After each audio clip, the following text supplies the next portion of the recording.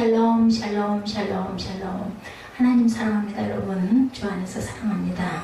오늘 요한일서 2장 말씀이죠.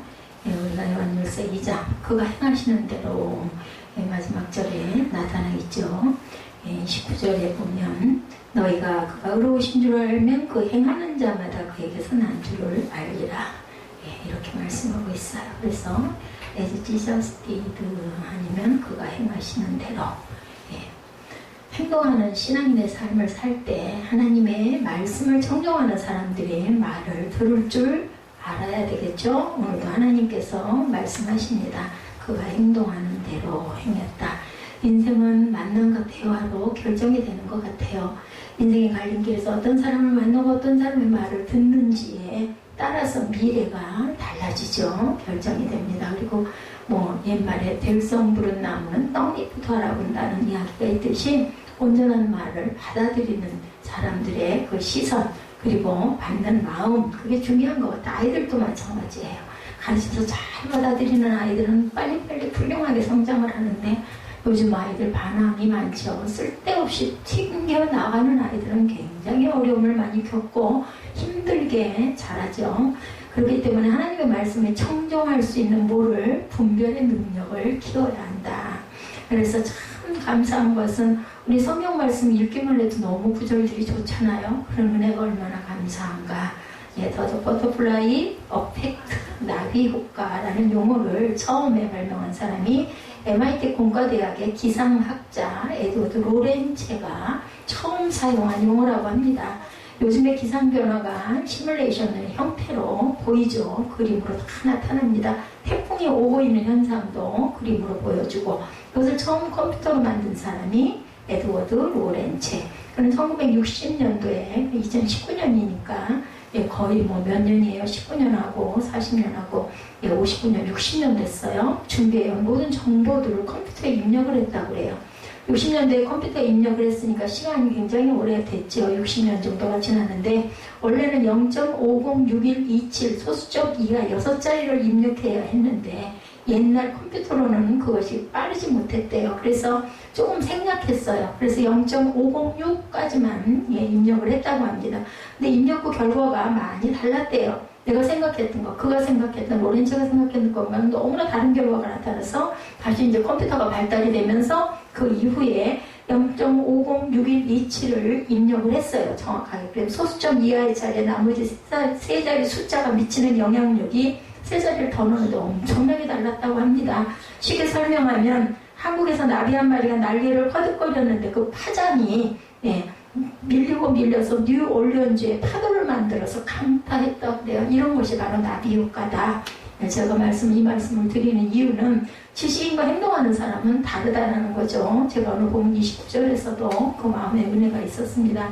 하나님이 원하는 사람은 참된 지식인과 참된 행동하는 사람들이다. 행함이 없는 믿음은 죽은 믿음이다. 그렇게 되기 위해서 고정관념의 틀을 깨고 감정적이기보다는 전략적인 영적 분별 능력을 가지고 지속적으로 어떻게 행동하는 삶을 살아야 되겠다. 대언자이신 예수 그리스도가 바로 우리의 멘토이시죠. 코칭 그리고 멘토 이런 분들을 잘 만나야 되는 것처럼 우리는 요한일서 1장에서 자신이 목격한 예수 그리스도를 소개한 사도 요한이 지금 우리에게 코칭을 하고 있습니다. 2장에서 무엇으로 말씀으로 그죠? 하나님에게 속한 그리스도인들이 적그리스도가 활동하고 있는 세상에서 하나님의 계명을 실천하라고 말씀합니다. 6절에 보면 2장 6절에 그렇게 나타나 있죠. 그의 안에 산다고 하는 자는 그가 행하시는 대로 자기도 행할지니라. 지셔스 디드입니다. 그런 특별히 사람으로 하나님의 계명을 실천해라. 10절에 보니까 그 형제를 사랑하는 자는 빛 가운데 거하여 자기 속에 거리낌이 없다라고 증가하고 있습니다. 행함으로 입증하라고 그러죠. 대언자이신 그리스도께서 우리의 무엇가 되시는 코칭이 되시는 이런 분을 우리가 만나야 우리의 삶이 온전하게 변화가 된다라는 거죠. 이런 만남들, 멘토와 코칭 이 분들이 바로 사도 요한 그리고 예수 그리스도 무엇으로 말씀으로 입증하는 그 대언자이신 그리스도를 온전히 만나야 된다. 이 부분을 온전히 만난다는 것은 우리가 정말 다르게 해석을 하고 다르게 깨닫고 다르게 은혜를 할 줄로 믿습니다. 사도 요한은 우리가 죄를 범할 때 우리의 대언자이신 그리스도께서 하나님 앞에서 우리의 죄를 대신 담당하셨다. 1절에 이렇게 말씀하죠. 나의 자녀들아 내가 이것을 너희에게 쓰면 너희로 죄를 범하지 않게 하려 함이라. 만일 누가 죄를 범하여도 아버지 앞에서 우리에게 대언자가 있으니 누구? 의로우신 예수 그리스도시다. 예, 멘토이시죠. 그런 이 말을 하기 전에 먼저 성도들은 죄를 범치 말아야 함을 강조합니다. 오늘 3절에 뭐라고 말씀하고 계세요? 예, 우리가 그의 계명을 지키면 이로써 우리가 그를 아는 줄로 알 것이요. 예, 그를 아노라 하고 계명을 지키지 않는 자는 거짓말하는 자요. 진리가 그 속에 있지 아니하되 누구든지 그의 말씀을 지키는 자는 하나님의 사랑이 참으로 그 속에서 온전하게 되었나니 이로써 우리가 그의 안에 있는 줄을 아노라. 우리 안에 예수 그리스도가 계시는 줄로 믿습니다. 이 땅에 사는 성도들도 인간적인 약점과 한계를 누구나 지니고 있어요. 조금씩 다르지만 그렇기 때문에 불가항력적으로 죄를 범하지 않을 수 없다. 죄를 범하지 않는 의인은 아무도 없죠. 그리고 성도를 향한 사단의 시험과 함정이 너무나도 교묘하기 때문에 만일 우리가 죄를 범하였을지라도 그것 때문에 실망하고 그리고 절망할 필요가 없다. 그것은 우리의 죄를 자백하고 용서를 빌면 누가 대언자이신 예수께서 우리에게 은혜를 베풀어 주시고 사함을 주신다. 무엇으로? 예수의 보혈의 공로로. 그렇죠. 죄 없으신 대언자. 히브리서 4장 15절입니다. 우리에게 있는 대제사장은 우리의 연약함을 동정하지 못하실 리가 아니요 모든 일에 우리가 똑같이 시험을 받으신 이로되 죄는 없으시로다. 예수께서 몸을 입고 오셔서 인간으로 오셨기 때문에 똑같이 사단의 시험도 받았어요. 그죠? 근데 죄는 없으신 분, 온전히 한 분 예수 그리스도. 많은 사람을 의롭게 하셨다. 이사야 53장 11절입니다. 그가 자기 영혼을 수고한 것을 보고 만족하게 여길 것이라. 나의 의로운 종이 자기 지식으로 많은 사람을 의롭게 하며 또 그들의 죄악을 친히 담당하시리로다. 행함과 믿음에 대해서 그 다음 얘기합니다. 3절에 그리스도의 주의 계명을 지키는 것은 그분께 대한 사랑을 나타내는 것이다 라고 아까 우리 한번 읽었습니다. 우리가 그의 계명을 지키면 이로써 우리가 그를 아는 줄로 알 것이요 그를 아노라고 그의 계명을 지키지 아니하는 자는 거짓말하는 자요 진리가 그 속에 있지 아니하되 누구든지 그의 말씀을 지키는 자는 하나님의 사랑이 참으로 그 속에서 온전하게 되었나니 이로써 우리가 그의 안에 있는 줄을 아노라. 그의 안에 산다고 하는 자는 그가 행하시는 대로 자기도 행할지로다. 이게 바로 행함이에요. 예수가 우리 안에 있으면 주님께서 의롭게 하시는 부분을 보고 알고 따르고 행하는 자들이다. 성도는 주의 사랑을 실천하는 삶을 통해서 자신이 하나님 안에 거한다는 사실을 증거하고 있습니다. 증거할 수 있어야 됩니다. 증인된 삶을 살아야 할 줄로 믿습니다. 행함이죠. 하나님 안에 거하는 자는 그분을 기쁘시하는 삶을 통해서 또한 그를 나타냅니다. 성경은 행함이 없는 믿음을 가리켜서 죽은 것이다 이렇게 가르치시죠. 그러므로 모든 성도는 행함이라는 생명의 언어로 고백하도록 힘써야 되겠다. 하나님은 진리십니다. 이사야 65장 16절입니다.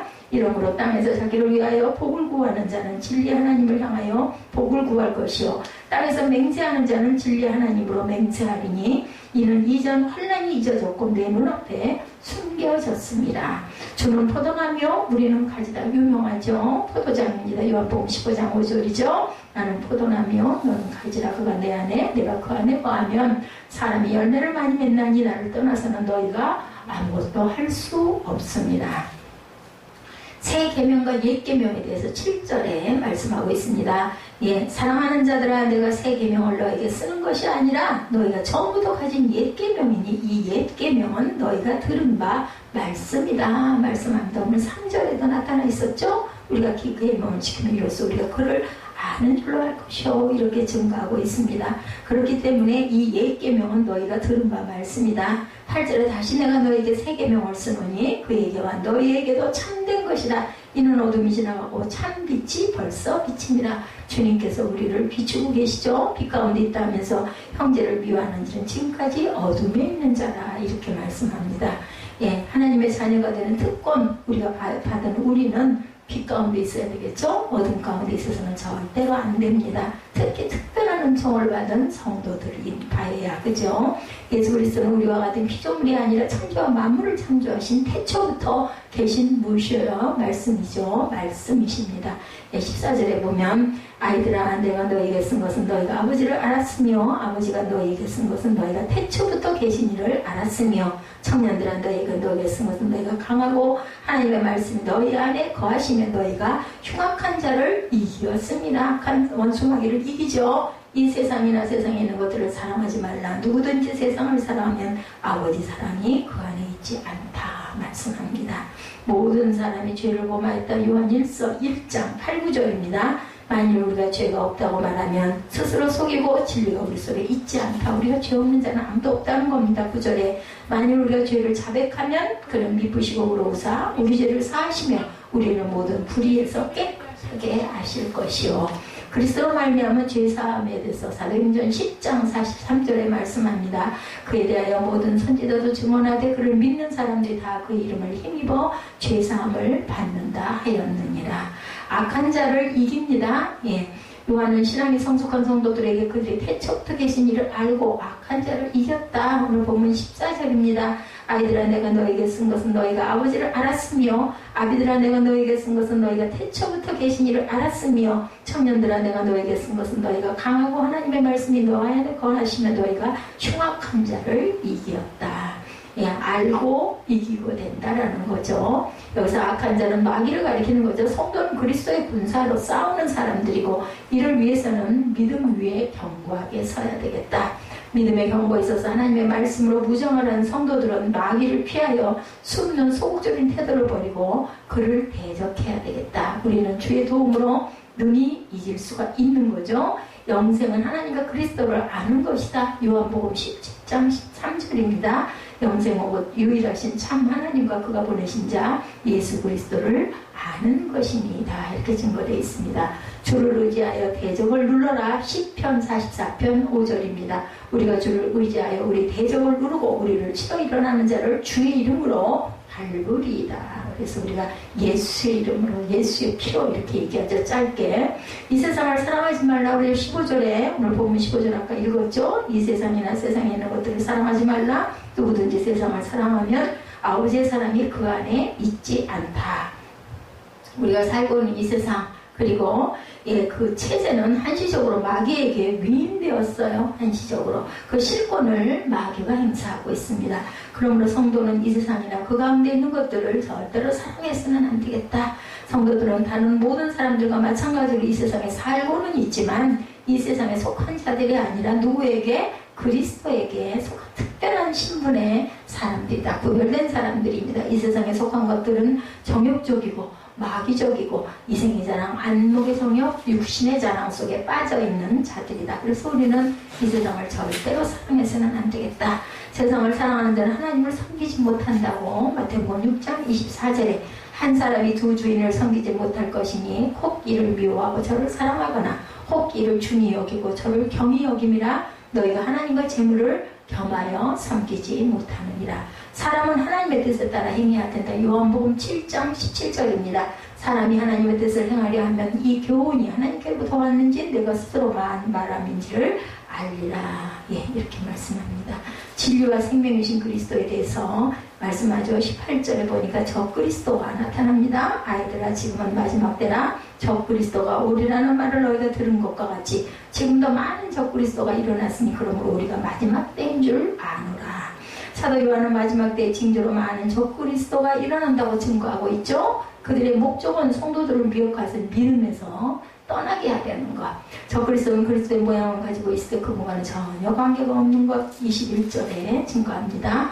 너희가 내가 너에게 쓰는 것은 너희가 진리를 알지 못하기 때문이 아니라 알기 때문이요. 모든 거짓은 진리에서 나지 않기 때문이다. 이렇게 증거해서 말씀합니다. 예수가 그리스도라는 사실을 부인한 자들은 어둠 가운데 있는 인류를 절망으로 이끄는 악한 일꾼이다. 22절에 증거됩니다.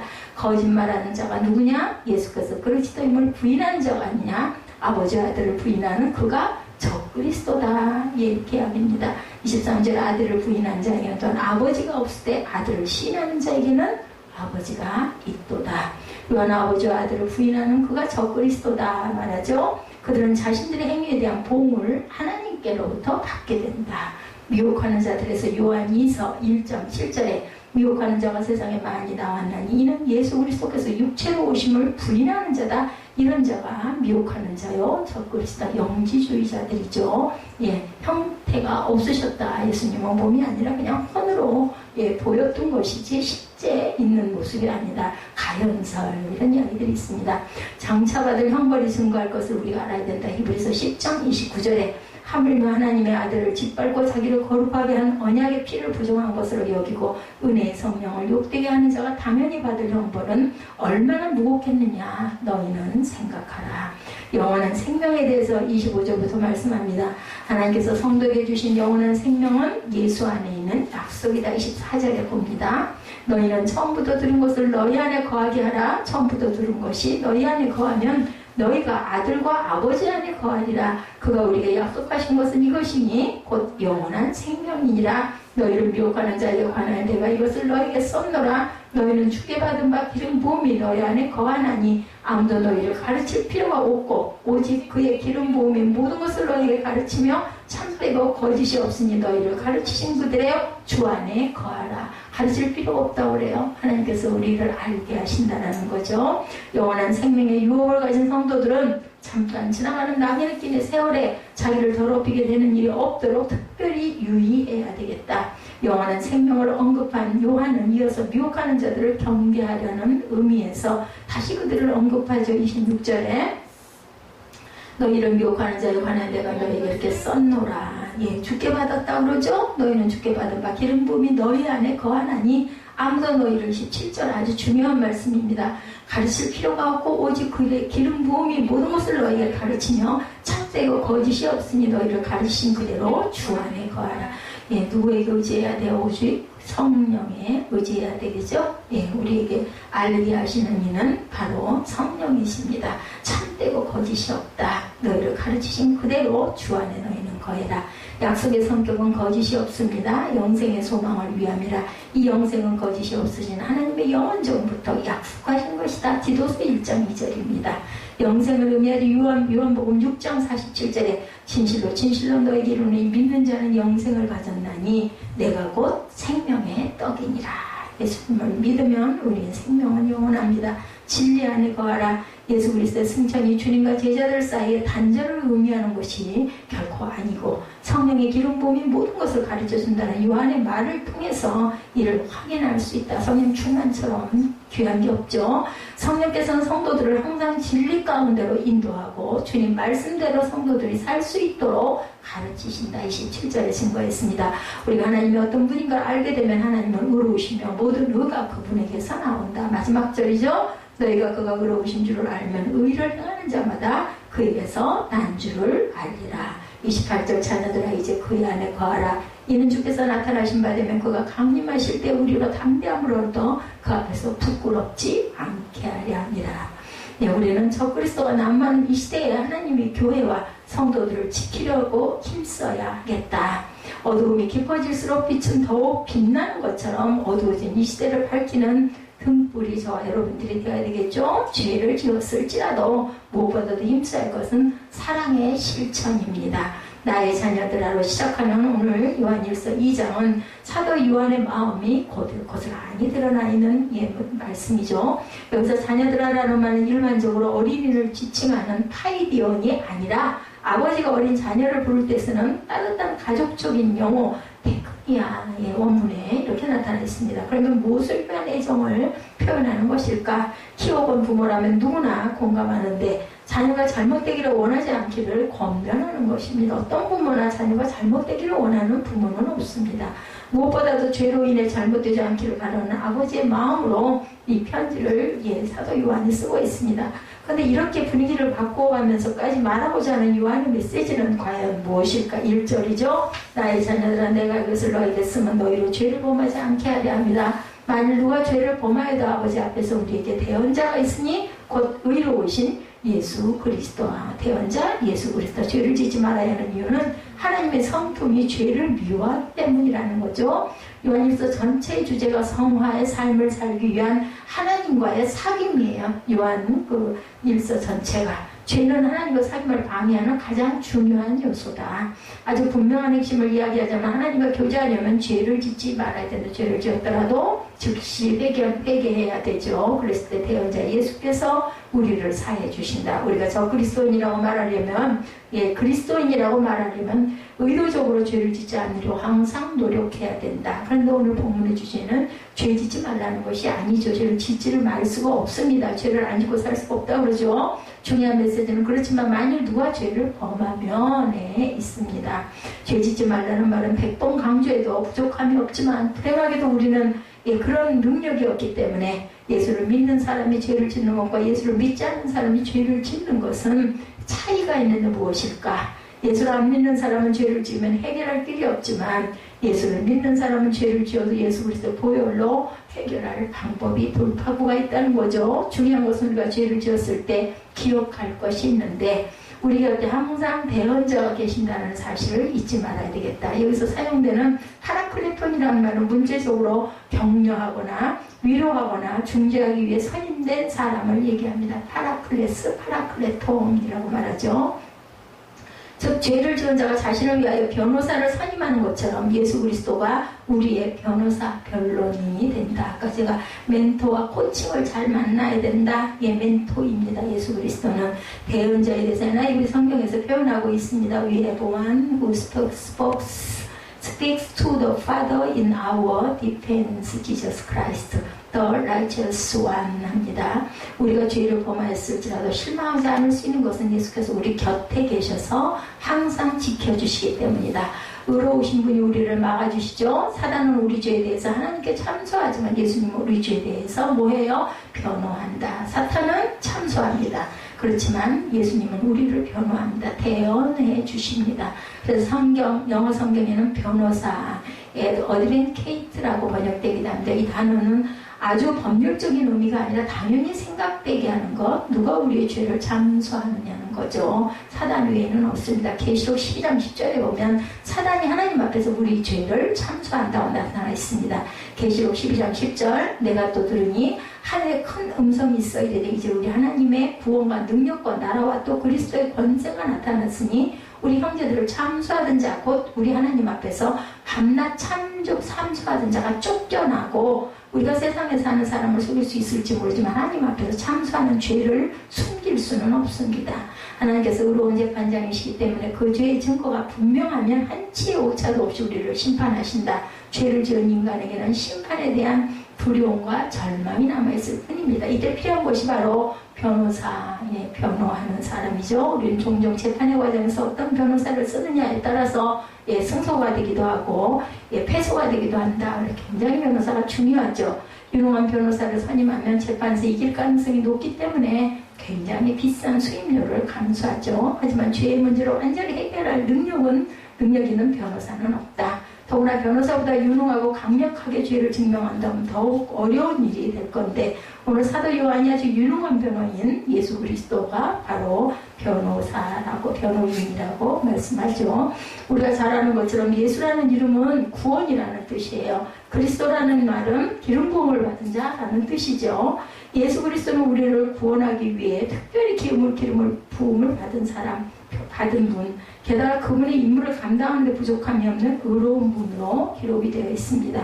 그분의 성품이 그분의 임무를 보증한다. 예수는 구원, 그리스도는 기름 부음 받은 자라는 뜻을 갖고 있다는 것 잊지 마시기 바랍니다. 그분의 성품이 그분의 임무를 보증한다. 죄의 문제를 해결하는 방법은 그분에게 맡겨야 됩니다. 그것이 바로 뭐예요? 복음입니다. 아주 중요한 문제가 하나 더 발생합니다. 여기서 우리가 죄를 짓지 않을 능력이 없다는 것을 인정하고 죄를 지었을지라도 용서함을 받는다는 것을 이제는 알았어요. 그러면 크리스찬들에게 죄 짓지 않고 성화의 삶을 살아간다는 것은 어떤 의미를 가지고 있을까? 믿는 자들이 죄를 지어도 해결함을 받을 수 있지만 자꾸 죄를 지으면 구원의 감격과 기쁨이 사라지고 죄에 빠져버리게 되죠. 계속 죄를 짓게 되면 그리고 전혀 가책도 없어집니다. 무뎌집니다. 하나님의 말씀에 순종하지 않고 죄를 지으면 불안과 초조함이 처음엔 찾아온다. 나중에는 그것이 그냥 아예 그죠? 별 감각이 없어진다. 신앙이 자라지 못합니다. 불안한 구원이 됩니다. 결국은 구원을 받았으나 누림이 없습니다. 평강을 누리지 못하죠. 신앙의 기쁨과 감격은 죄와 싸워 이기는 능력을 체험할 때, 그죠? 그것에서 우리가 이겼을 때 우리가 아주 기쁨과 감격을 느끼게 됩니다. 오늘 본문 2절에 우리가 죄를 이기는 능력으로 중요한 가능성 하나를 제시하고 있습니다. 그는 우리 죄를 위한 무엇이다? 화목제물이니 우리만 위할 뿐 아니요 온 세상의 죄를 위하신다. 여기서 우리가 주목해야 할 단어는 화목제물. 우리가 참 많이 듣는 말 중에 하나가 예수께서 우리를 위한 화목제물이 되셨다, 이런 말을 많이 하죠. 영어 단어에는 sacrifice를 쓰고 있는데 우리의 죄를 위해 희생하셨다라는 뜻을 의미하죠. 화목제물은 온전하게 되려면 두 가지 조건을 만족시켜야 되는데, 하나는 피해 보상, 다른 하나는 화를 누그러뜨리는 일이다, 이렇게 얘기합니다. 아무리 보상을 해도 상대방이 화가 나 있다면 완전한 화해가 이루어질 수가 없죠. 여기서 우리는 아주 중요한 복음을 다시 생각하게 됩니다. 화목제물을 이해하기 위해서 먼저 구약시대 제사, 알겠죠? 뜻을 대강한 화목제물 하면은 불로 태워서 제물이 되어서 우리에게 우리 죄를 사해 주신다라는 이야기입니다. 예.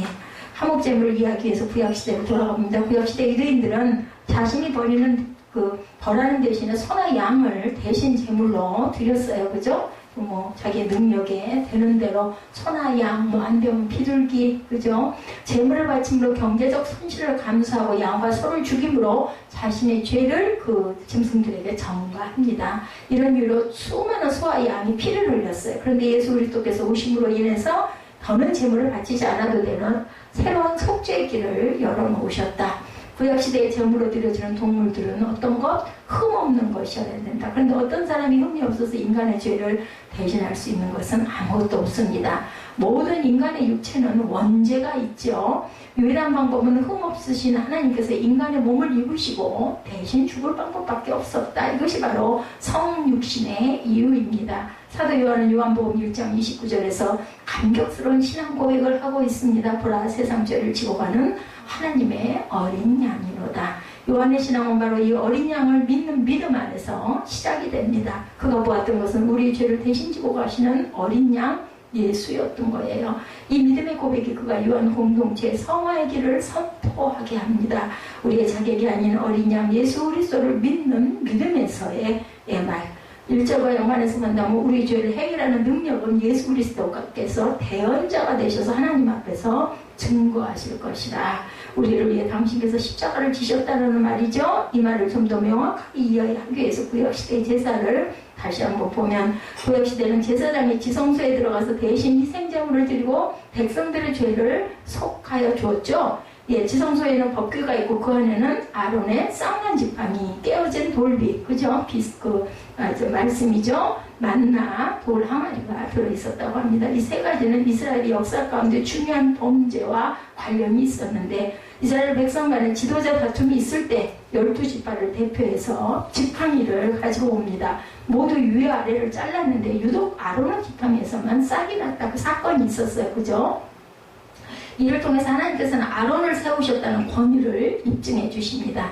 하나님께서 세우신 권위에 대한 항거는 가장 보편적인 인간의 죄성 가운데 하나인데, 만나는 이스라엘 백성들이 광야에서 수없이 행했던 불평을 상징합니다. 우리 하늘에서 내려온 만나, 그게 없었으면 굶어 죽었을 건데도 불평을 해요. 맨날 만나만 주느냐고. 하나님께서 주신 은혜의 상징인 만나에도 실직난 만나 때문에 불평했던 그들의 기억을 되살리게 하려고 그 만나를 보관을 했던 거죠. 축복을 원망으로 받았던 죄의 흔적, 이것이 바로 만나 사건.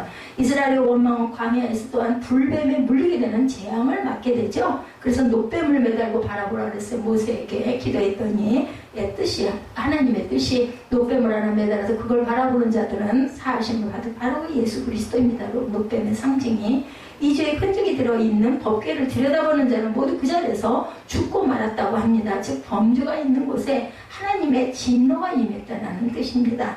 그런데 그 속죄소 안에서 피가 뿌려집니다. 흘린 피가 법궤를 덮어 흐르게 되고, 그 피로 모든 죄를 덮었고 그 피를 흘린 제물이 대신하여 희생이 화목제물이 되었다라는 뜻을 갖고 있습니다. 그래서 화목제물은 우리를 위한 것만이 아니라 온 세상을 위함이다. 이것을 우리는 신학적으로 선행은총이다 이렇게 말합니다. 온 세상을 위해 화목제물이 되신 예수 그리스도는 온 인류의 가능성, 온 인류의 생명의 가능성이죠. 하지만 모든 사람이 자동으로 구원받는 건 아니고 뭐 했을 때 믿고 받아들이는 자, 입술로 고백하고 시인한 자들에게만 능력이 되는 거죠. 이제 우리에게 남는 중요한 숙제, 이 사실을 믿음으로 고백했다는 것을 어떻게 알 수가 있을까? 어떻게 우리가 구원의 확신에 거할 수 있을까? 하나님께서 우리의 마음을 여시고 들여다보신다면 그 죄들로 말미암아 하나님의 진노를 사고 죽게 될 것이고, 예수 그리스도께서 그 피를, 그 죄를 모든 피로 덮으셨는데 우리가 담대하게 은혜의 보좌 앞에 나가야 되는 보수로, 믿음으로. 그래서 혹시 거짓은 아닌지 우리가 구별해야 되겠는데, 사도 요한은 본문 3절과 4절에서 구원을 받아들인 자의 증거를 제시하죠. 우리가 행위로 구원을 받은 것은 아니지만 구원받은 자들의 마땅한 행위가 있다. 4절에 우리가 그의 계명을 지키면 이로써 우리가 그를 아는 줄로 알 것이요, 그를 아노라고 그의 계명을 지키지 아니하는 자는 거짓말하는 자요, 진리가 그 속에 있지 아니하니 거짓이다라는 거죠. 이 부분에서 우리를 혼란케 하는 많은 부분이 해결이 됩니다. 우리는 그동안 믿음을 고백하는 사람들로 인해서 참 많은 상처를 받죠. 주변에서도 분명히 믿음을 고백하는데 그들의 삶이 믿음을 고백하는 자의 삶과 같지 않아요. 그죠? 누군가 그의 계명을 지키면 확실하게 알 수가 있는데, 그가 하나님을 안다는 증거는 하나님의 말씀하신 계명을 지키는 것이라는 건데, 중요한 말씀은 계명을 지킨다고 우리가 하나님의 자녀가 되는 것 또한 아니라는 겁니다. 그렇지만 하나님의 자녀이기 때문에 계명은 당연히 지켜야 되죠. 그러면 하나님을 안다고 하면서 계명을 지키지 않는 것은 거짓말을 하는 것이다. 거짓말하는 곳에는 뭐가 없어요? 진리가 없죠. 하나님은 진리의 영이시기 때문에 진리가 없다는 것은 하나님이 계시지 않다라는 뜻입니다. 종종 계명을 지키는 것에 대해서 부담과 거부감을 또 가질 때가 있습니다. 때로는 자유함이라는 말로 계명을 지키지 않아도 되는 정당성을 부여하기도 합니다. 그런데 조금만 깊이 생각하면 계명을 지키는 것이 우리에게 짐이 아니라 힘이 된다는 것을 우리가 깨닫게 됩니다. 예를 들어 보면 개인적으로 여행할 때 짐을 많이 가져가는 걸 싫어하는 사람이 어떻게 해서든지 짐을 줄여보려고 애를 쓰죠. 근데 그렇게 짐을 줄이고 나서 여행하면 어때요? 우리들 불편하죠? 부족한 게 많습니다. 아이고 그거 가져올 걸, 아이고 그거 놔둬봤나, 어떡하지 이거 없어서, 그죠? 이랬을 때 짐이 아니라 가져왔더라면 힘이 된다는 거예요. 쉽게 얘기해서. 특히 요즘 들어 가장 필요한 것, 우리 그죠? 신발. 저 참 신발이 중요하다는 거 이제서야 압니다. 예전에는 멋으로, 모양으로 신발을 신었는데 이제는 어떻게 하면은 몸의 무게를 좀 더 잘 감당하고 편안할까. 그래서 뜯어지고 찢어진 것도 꼬매서들 또 신고 닦아서들 신고 그걸 이해해. 옛날에는 아유 지저분하게 뭘 그렇게 그냥 그런 걸 붕상밖에 없다가 붙여놓고 그걸 버려버리고 새 거 사서 신지. 뭐 돈이 없어, 뭐가 없어, 왜 그래, 붕상을 떨어, 이렇게 했는데 제가 그 경우를 딱 당해보니까 또 비슷한 신발을 못 구하면은요, 그 옛날 그 신발 또 끄집어내서 또 신게 됩니다. 버리려고 했다가 혹시나 하고 놔뒀던 거. 우리가 깨닫게 되는 순간 계명을 지키는 것이 짐이 아니라 힘이라는 것을, 계명을 지키는 것이 번거로운 것이 아니라 하나님과의 관계에서 그 하나님 자녀만이 누릴 수 있는 특권이라는 것을 깨닫게 됩니다. 영화에도 공식적인 만찬에 초대를 받고 옷을 입은 사람들의 모습 우리 가끔 봅니다. 정복을 입고 훈장을 달고 모자를 쓰고 굉장히 번거로운 것 같지만 그 차림들이 공식적인 만찬에 초대받고 들어가는 모습들을 봤을 때, 그죠? 그렇게 입어야 또 통행이 되는 그런 것들도 있습니다. 본질은 아니지만 정체성을 드러내는 수단이기도 하다.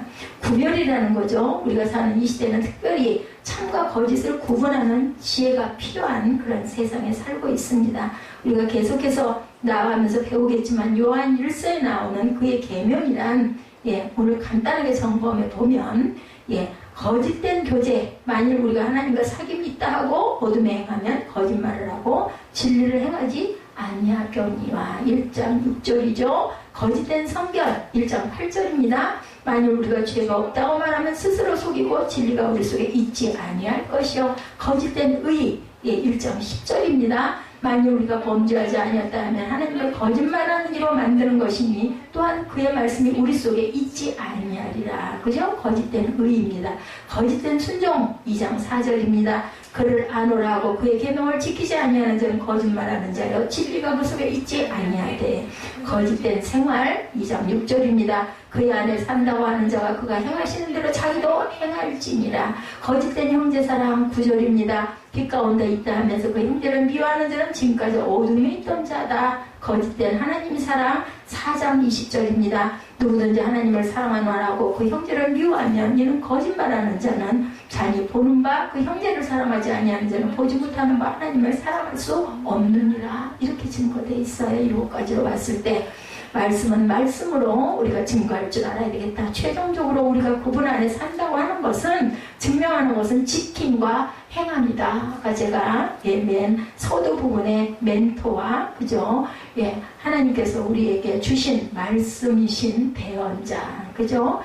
보혜사 성령님을 우리가 의지하고 행하고 나가야 된다라는 그 의미로 나비 효과에 대해서 제가 잠깐 말씀드렸습니다. 그리고 우리가 인생의 만남과 대화로 결정이 되는데 귀한 멘토와 코칭을 만나야 되는 그것이 바로 말씀을 태초부터 계신 말씀 예수 그리스도 대언자이신 우리를 대언해 주시는 분 그분을 온전히 알아야 됨을 누가 지금 사도 요한이 증거하고 있습니다. 지금까지 7가지로 봤던 것처럼 우리가 그분 안에 산다고 하는 것은 지킴과 행함 본문 5, 6절이죠. 누구든지 그의 말씀을 지키는 자는 하나님의 사랑이 참으로 그 속에 온전하게 되었는 이로써 우리가 그의 안에 있는 줄을 아노라. 6절 그의 안에 산다고 하는 자는 그가 행하시는 대로 자기도 행할지니라.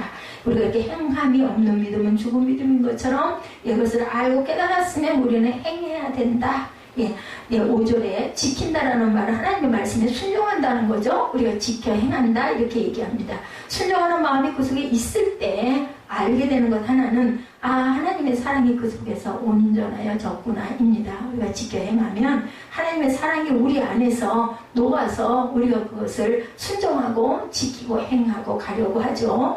그래서 항상 말씀을 지킨다는 속에 말씀 안에 산다라는 뜻이 됩니다. 또한 그 말씀에 순종하여 지키는 모습을 보면 우리가 그분 안에 있다는 것을 또한 알게 되죠. 오늘 본문 말씀 전체가 그 말씀입니다. 그의 안에 거짓이 있으면 우리는 온전히 그분이 우리 안에 없다라고 말씀하고 있죠. 말씀을 지키는 것이 아니라 어떤 동기로 그 말씀을 지키느냐 이것이 중요한데 어떤 사람은 의무와 처벌이 두려움 때문에 당위적인 순종이라기보다는 거의 복종, 그죠? 그러나 사랑은 자발적 순종으로 이끌어줍니다. 우리가 사랑하는 사람을 위할 때는, 그죠? 내가 자발적으로 그 사람이 좋아하는 것을 확신히 하려고 하죠. 이것은 순종이에요. 자발적인 순종. 복종이 아니죠. 우리가 주님의 말씀을 지키는 이유는 주님을 사랑하기 때문에 지키게 됩니다. 제가 오늘 이거 시험이 내일 모레인데 그냥 예배를 제가 그냥 드릴 테니까 공부하실래요? 하고 물어봤을 때 절대 그건 성경적으로 온전하지 않습니다. 그럼에도 불구하고 어떤 감동이 있는지를 모르기 때문에 일단 중요하니까 제가 대신 기도하겠습니다. 하지만 나는 아닙니다. 하나님 전에 나와서 예배 드리는 게 공부 1시간 2시간 하는 것보다 낫습니다라고 하죠. 사랑하기 때문에 순종하고 싶은 것. 요한복음 8장 29절에 예수께서 이 땅 위에 공생을 하시는 동안에 하나님과 함께 하셨던 명백한 증거를 말씀하고 계십니다. 나를 보내신 이가 나와 함께 하시는도다. 나는 항상 그가 기뻐하시는 일을 행함으로 나를 혼자 두지 아니하셨느니라. 요한복음 8장 29절입니다. 나를 보내시는 이가 나와 함께 하시는도다. 나는 항상 그가 기뻐하시는 일을 행함으로 나를 혼자 두지 아니하셨느니라. 예수께서 우리에게 바라시는 것을 바로 이런 깊은 애정에서 나오는 순종, 그것을 원하신다.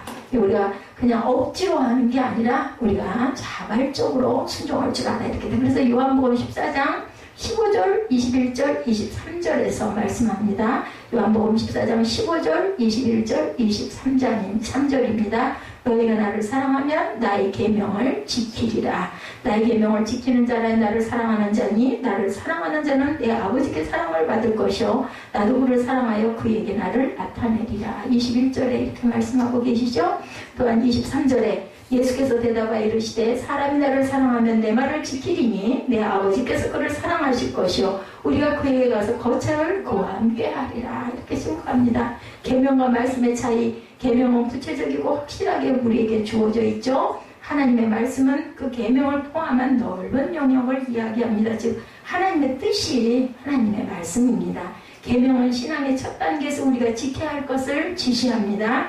신앙을 지키기 위해 하지 말아야 할 것들이죠. 그런데 신앙이 성숙하면 계명을 따르기보다는 말씀을 사랑함으로 더 많은 것과 더 큰 것을 스스로 행해서 지키려고 합니다. 말씀을 사랑한다는 것은 하나님을 사랑한다는 뜻입니다. 그렇기 때문에 계명을 지키기 위해서가 아니라 하나님을 사랑하기 때문에 우리가 하는 행동을 지키는 것입니다.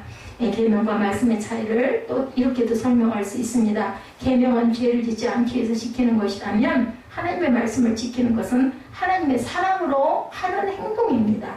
예수께서 이 땅에 하신 일들을 계명을 지키는 게 아니라 계명을 내가 완성하기 위해서 왔다 하죠. 하나님을 사랑하고 이웃을 사랑하는 것에서 계명이 완성이 됩니다. 히브리서 4장 12절이죠. 하나님의 말씀은 살아있고 활력이 있어 좌우에 날선 어떤 것보다 예리하여 혼과 영과 및 관절과 골수를 찔러 쪼개기까지 하며 마음의 생각과 뜻을 판단하시나니 이렇게 증거되어 있습니다. 하나님의 말씀을 지키는 것이 죄를 이기는 방법이라는 것이 명확하죠. 말씀을 지키고 사랑한다는 것은 우리가 그동안 형식적인 것으로 믿었던 거짓을 극복하겠다라는 고백이기도 합니다. 박정근 목사님이 쓰신 최고의 선물 그리스도의 복음에 보면 이런 이야기가 나옵니다. 미국에서 우리 또 아이들이 모두 고등학교 농구팀에서 활동하는 아이들의 얘기입니다. 하루는 큰아들의 경기를 보러 갔다고 그래요. 이 박정근 목사님이 아마 큰아들이 이 경기에 아마 출전을 했던 것 같죠. 근데 상대팀은 유대인 학교 학생들이었다고 해요. 그때 그 농구팀을 보고 놀랐다고 합니다. 농구 가운을 걸치고 짧은 바지 러닝 셔츠를 입고 나온 유대인 학교 선수 전원이 모자를 쓰고 있더랍니다. 유대인들이 평소에 이 키파라고 하는 모자를 쓰고 다닌다고 그래요. 근데 농구 시합할 때도 쓰고 나왔다는 거죠, 여전히. 더 놀라운 것은 농구를 하면서 상대팀 선수와 부딪혀서 모자가 떨어지면 심판이 경기를 중단시키더라고 합니다. 그리고 그 선수가 카파를 다시 쓸 때까지 기다린다고 그래요.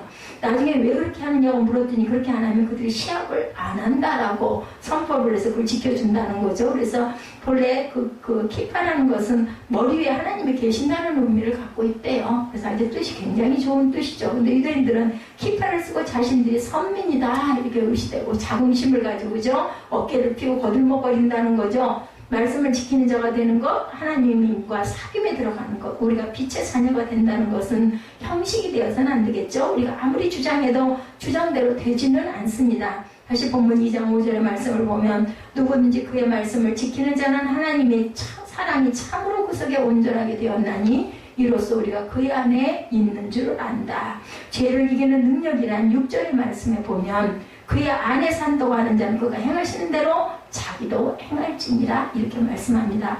그가 행하시는 대로라는 말 NIV의 성경에 보면 walk as Jesus did. 그래서 제목을 그냥 이렇게 잡았어요. 행하시는 대로 walk as Jesus did. 그분 안에서 산다는 것은 깨끗하게 사는 것이 아니고 우리가 종종 교회 인물을 소독이라고 생각하는 그런 사람들이 많은데 교인들을 깨끗하게 만드는 것, 그런데 우리가 하나님의 사람들을 깨끗하게 살도록 가르치기만 한다면 이 세상에서 어쩌면 고립이 될지도 모르겠다. 자신을 지킬지는 모르지만 우리를 이 땅에 보내신 주의 백성으로 살아가지는 못할 것이다. 예수님처럼 행하는 것은 이 세상에서 목숨을 걸고 살아가는 것인데, 그래서 우리는 교인들이 교회 건물 속으로 얼마나 모이느냐에 초점을 맞추는 것이 아니라 교회 밖으로 나와서 얼마나 예수님처럼 살았느냐에 중점을 사실은 두어야 된다는 거죠. 남북 전쟁 때 1861년 10월에 링컨 대통령은 맥클레렌을 총사령관으로 임명을 했다고 그래요. 그는 역사상 가장 위대한 재능을 가지고 병사들을 모집하고 조직하고 훈련을 시켰었다고 합니다. 1861년 7월 그는 새로 편성된 포토백 부대의 수장이 되었고 그의 능력 아래서 병력은 5만에서 16만 8천 명으로 늘어났대요. 5만에서 16만이면 3배가 넘게 늘어난 거죠. 병사들은 그를 사랑했고 그의 상관들 역시 그의 능력에 놀라움을 감추지를 못했다고 합니다. 그가 총사령관에 임명된 것은 당연한 일이었다고 그러죠. 어느새 그 군대는 적군의 수에 비해 2배가 넘었어요. 문제는 그가 싸우려고 하지를 않았다는 것이 문제였다고 합니다. 적의 부대가 약점을 노출하고 속수무책으로 있는데도 싸우려고 하질 않았대요. 참다 못한 링컨이 율리시스 그랜트 장군으로 전격 교체를 했다고 합니다. 전술적인 능력에서 그는 맥클레렌을 따라가지는 못했지만 싸울 줄 아는 사람이었다고 그래요. 교체된 장군은 군인의 가장 큰 자산은 진짜 싸우는 능력이다. 이것이 없으면 다른 건 모두 다 필요가 없다라는 거예요. 말씀을 지키는 자가 된다는 것은 이 세상에서 싸우는 사람이 되는 것이라는 겁니다. 자신의 거룩함을 지키고 잘하는 걸 하는 것이 아니라 세상에 속한 악한 것들에 대해서 싸울 능력을 갖추었다는 것. 이러한 신앙적 태도는 자녀 교육의 문제에도 같다. 우리가 자녀를 신앙적으로 잘 양육한다고 하는 것은 성경 공부를 시키고 예배에 참여시키고 성경을 외우기도 하는 부분도 있지만 아이들은 그러한 신앙에서 도전정신을 가지거나 신앙적 모범을 경험하기는 쉽지가 않습니다. 세상에는 흥미진진한 일이 많죠. 한참 때를 지나는 자녀들에겐 특별히 그렇습니다. 우리가 부모로 이 세상에서 하나님의 말씀을 지키고 세상과 맞서 싸우는 일이 얼마나 흥미진진한 일인지 보여주지 못한다면 우리 아이들은 신앙에 대한 흥미를 잃을지도 모르겠다.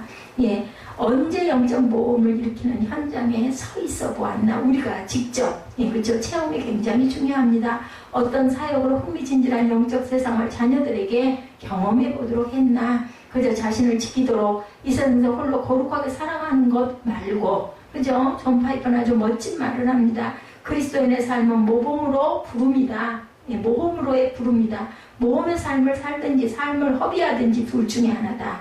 우리가 이 땅에서의 삶이 어떻게 펼쳐질지 확실하게는 알 수 없지만 하나님 나라를 위해서 모험을 하는 것은 그분의 뜻이다. 이렇게 기록되어 있습니다. 예, 그의 안에 산다고 하는 자는 그가 행하시는데도 자기도 행할지니라. 6절 말씀이죠. 그의 안에 산다는 것, 그가 행하시는 대로 행하는 것은 모험적인 일입니다. 크리스찬들에게 가슴 찌는 일이죠. 하나님의 말씀대로 산다는 것은 조바심과 초조함이 아니라 담대함과 가슴 뛰는 일이 되어야 되겠다.